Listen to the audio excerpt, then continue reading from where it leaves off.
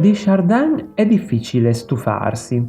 È stato uno dei più grandi pittori di nature morte nella storia dell'arte.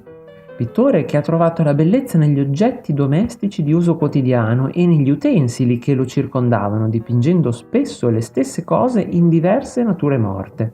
Lo si può vedere in tutte le opere di questo artista, dall'aspetto mite, nato e vissuto a Parigi, senza mai uscire dalla sua città. Il suo è un occhio indagatore, quanto lo era la voglia scientifica degli illuministi che realizzarono l'Encyclopédie. Il dipinto che vedete qui è del 1763 e racchiude in sé tutte le caratteristiche di Chardin. Questo artista guarda sempre il mondo come se lo stesse vedendo per la prima volta. L'intensità della sua visione si concentra sulla bellezza degli oggetti quotidiani che ci circondano, una bellezza che noi diamo per scontato perché l'abbiamo sotto gli occhi tutti i giorni. Ogni materiale è esattamente definito. La doratura a pennello sul cristallo di Boemia, il tappo di metallo giallo e la qualità della terraglia della zuccheriera. Questa raffinata porcellana europea in particolare allude al prezioso contenuto. Lo zucchero in effetti nel Settecento cominciava a essere visto come un alimento non più peccaminoso o nocivo. La protagonista del dipinto però è senz'altro la brioche realizzata con uova, burro, latte, lievito e farina. Non sempre dolce, a volte era una raffinata versione del pane. L'artista riesce a cogliere il brillante della brioche, quello ottenuto da una rapida pennellata di chiara d'uovo, quando è già lievitata e prima di estrarla dal forno.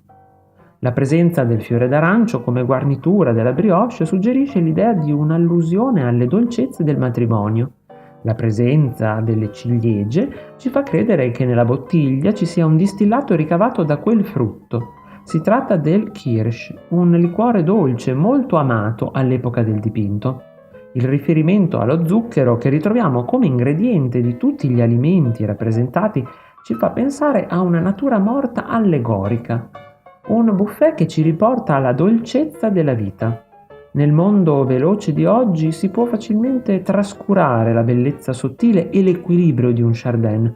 Dovrete necessariamente rallentare i vostri ritmi e prendervi una pausa per apprezzare adeguatamente uno dei suoi dipinti. Tutto un cosmo di forme, di texture e colori.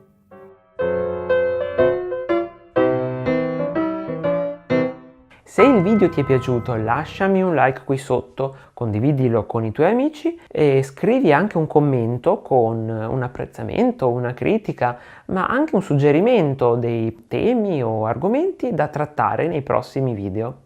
Ciao!